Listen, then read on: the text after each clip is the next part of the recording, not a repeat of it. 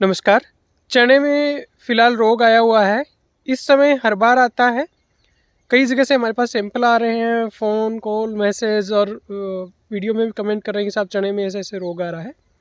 चने के खेत में अभी जाके आप देखेंगे तो चने का जो तना है वो ऊपर से सूख रहा है और कई बार पौधा आपको अचानक सूखता हुआ दिखाई देता है। कई बार वो पूरा जो पौधा है उसमें सिर्फ एक डाली सूखी हुई दिखाई देती है। बहुत ध्यान से देखोगे तो जहाँ से सूखता है वहाँ ज़्यादा सूखा हुआ है, वहाँ हो सकता है फंगस की गोल गोल सरसों के दाने जितनी जितनी पोटली भूरी काली रंग की आपको दिखाई दे। ये एक फंगस जनित रोग है।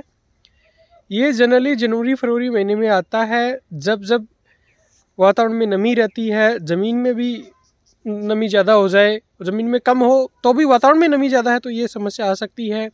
बादल जैसा मौसम हो और उस खेत में आपके पहले या तो सरसों हो या चना हो तो ये रोग ज़्यादा आ सकता है। इस वीडियो में इसके बारे में डिटेल में बात करेंगे। आप इस चैनल पर नए हैं तो प्लीज़ आप इसे सब्सक्राइब करें ताकि खेती से जुड़े हुए मेरे आप पुराने और आने वाले वीडियो देख सकें। देखिए, ये एक फंगस जनित रोग है, स्क्लेरेशियम से होता है, जो ज़मीन में रहता है। ज़मीन में 5 से 8 साल तक ये ज़िंदा रह सकता है। ज़रूरी नहीं पिछले 2-3 साल में आपने चना सरसों नहीं किया है तो मतलब आपके आए नहीं, ये रोग आ सकता है क्योंकि इसका फंगस 5-8 साल तक जिंदा रह सकता है। जब भी इसको अच्छी अपनी अनुकूल परिस्थितियाँ मिलती हैं ये अटैक करता है पौधे के ऊपर। तो क्या करना चाहिए? देखिए, एकदम से कंट्रोल नहीं होगा लेकिन शुरुआती आपके इसके लक्षण हैं तो, और मतलब पूरे खेत में एक पौधा ही है तो आप कुछ ना करें। और यदि आपको लग रहा है कि पौधे बढ़ रहे हैं और ये दिक्कत हो सकती है मेरे, तो आप कार्बेंडाजिम 50% WP बायोस्टीनिया अन्य किसी नाम से आता है उसका एक स्प्रे निकाल दें 2 से 2.5 ग्राम प्रति लीटर के हिसाब से।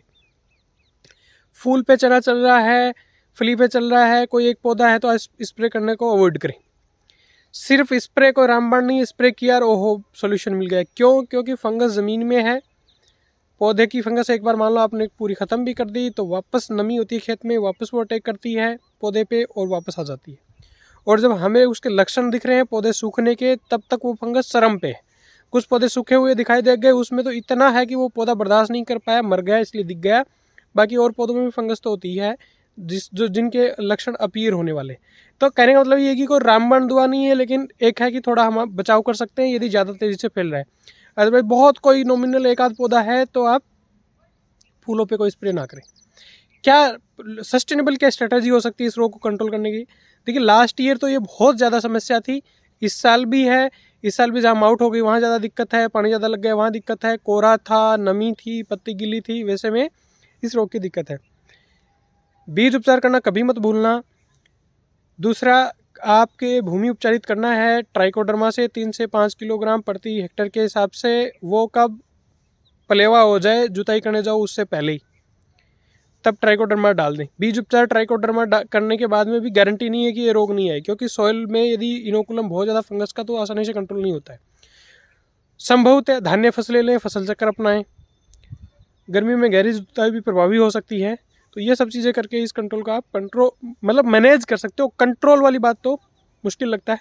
उम्मीद करता हूँ ये जानकारी आपको कुछ क्लियरिटी दी होगी, आपके लिए हेल्पफुल होगी। नमस्कार, जय हिंद।